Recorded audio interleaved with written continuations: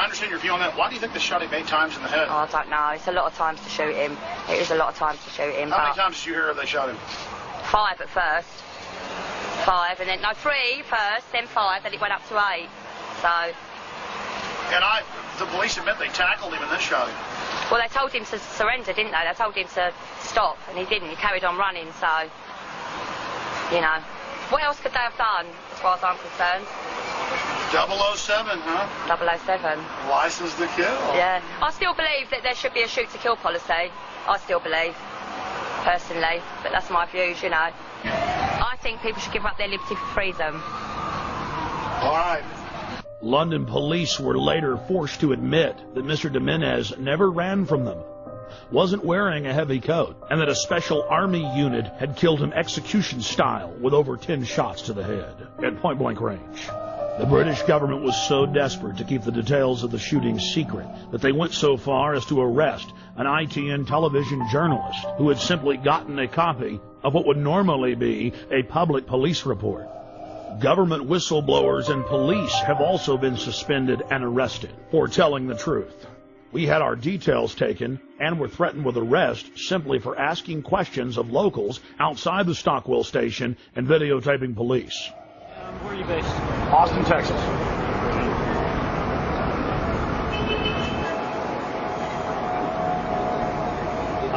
Alex, what's your date for? 2/11/74. Did you just rather see my driver's license? No, that's okay. Well, here, just let me do it. Take it down. That's all I need, mate. Well, I mean... And you're just, you're filming for a program back in the States or something? Exactly. In fact, I think it'll probably be broken into... It'll probably be broken into... Think about it. Yeah. Sir, what do you think about this event? I think it's very bad that it happened. What do you think should happen? I think the policy of shooting should have been more thoroughly thought out. I'm afraid there must have been a terrible mistake here.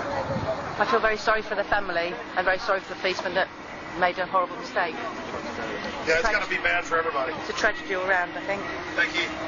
The police first claimed that it was a hot morning when official weather reports showed that it was around 60 degrees and that Mr. Jimenez was running down the street wearing a giant padded coat with wires sticking out of it, that he vaulted over the turnstiles, charged through a crowd of pedestrians, raced onto the train, and was about to detonate bombs when the heroic officers gunned him down. The authorities then conveniently claimed that all the surveillance cameras malfunctioned that morning.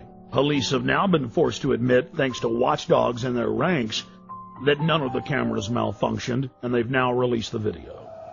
The government has now been forced to admit that he was wearing a light denim jacket, and there were no wires of any type. Police that weren't part of the special military unit didn't know why they killed him. The police had followed him from his home. They knew that he was a Latin Brazilian working in England as an electrician. They followed him for 30 minutes as he walked from his home towards the station. Once in the station, he calmly picked up a Metro paper, paid for his ticket with his Metro Oyster card, and then walked onto the train. Passengers then reported that they were told to get off the train. Once they'd stepped off, still looking through the windows, they saw the Special Forces police squat on Mr. Jimenez and shoot him over 10 times in the head. Witnesses said Jimenez looked at the authorities as if he knew them. He was like a scared rabbit, and he was killed execution style. The question is why? A special military hit team stalked him and tracked him from his home to the train station, and then killed him in cold blood, making sure he was dead. It's well known that if somebody has a bomb, you don't shoot at them, and you certainly don't get near them. No, Mr. Jimenez had seen something he wasn't supposed to see. He learned a little too much, and he had to be eliminated. Within hours of the 7/7 bombings, Israeli army radio was reporting that Benjamin Netanyahu, the former prime minister of Israel, had been warned not to leave his hotel that morning to attend a meeting less than 100 yards away from one of the train stations that was bombed. The Associated Press ran the headline, "Netanyahu changed plans due to warning." Then the current Prime Minister, Ariel Sharon's office, instructed Israeli officials not to give interviews to the foreign media concerning the warning. Israel's Foreign Office attempted to spin the story, saying that they'd given a general warning to the British that day. Then, several weeks later, the head of Mossad told a major German newspaper that he indeed had issued a warning to Benjamin Netanyahu at 8:40 a.m., 10 minutes before the first blast. Conveniently for authorities, the bus surveillance camera malfunctioned. Something else happened that was convenient for the establishment line. All 4 of the supposed bombers' identification cards survived unscathed at all 4 events. But there was just one problem. In one case, one of the bombers' IDs was found at 2 separate locations. As the evidence mounts, it is crystal clear. Only criminal elements of the British government could stage the attacks and then engage in the cover-up.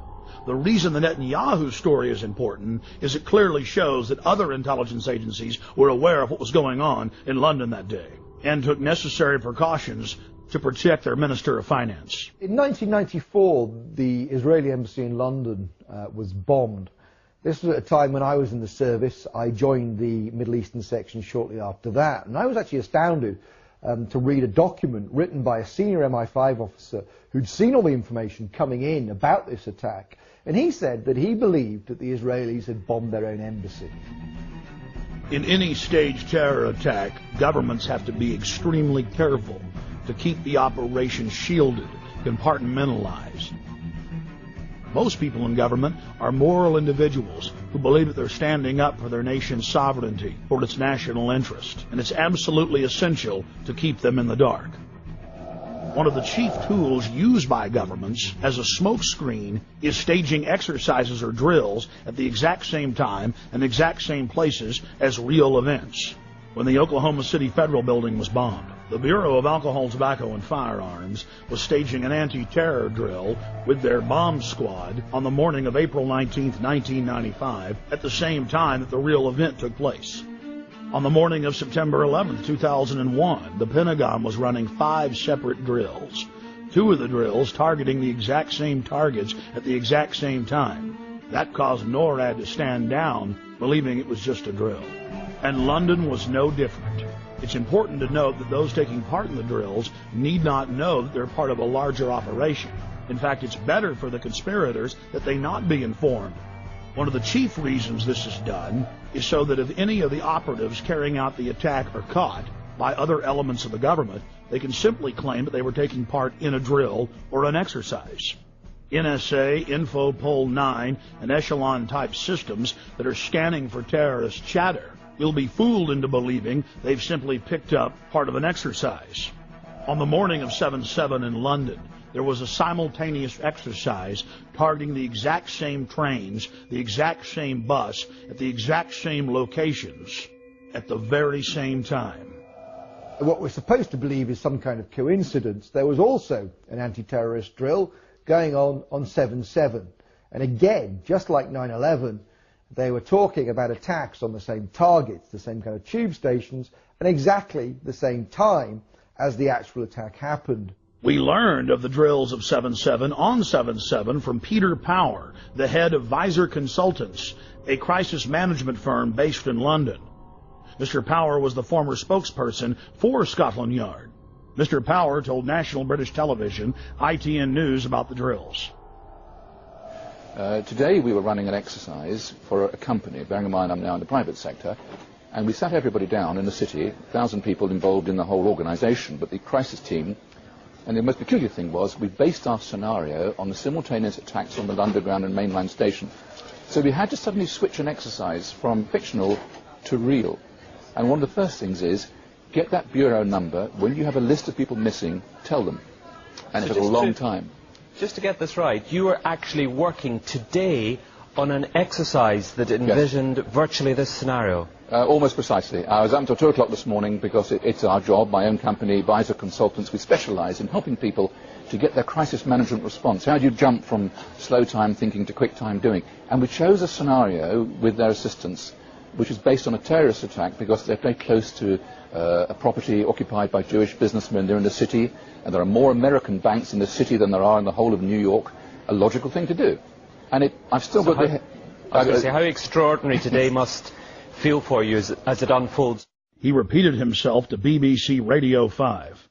The thing that concerns me is that what are we doing for the thousands of men and women actually who are in London working? And I say that because at 9:30 this morning we were actually running an exercise for over a company of 1,000 people in London based on simultaneous bombs going off precisely at the railway stations that happened this morning. So I still have the hairs on the back of my legs standing upright. To get this quite straight, you were running an exercise to see how you would cope with this, and it happened while you were running the exercise? Precisely.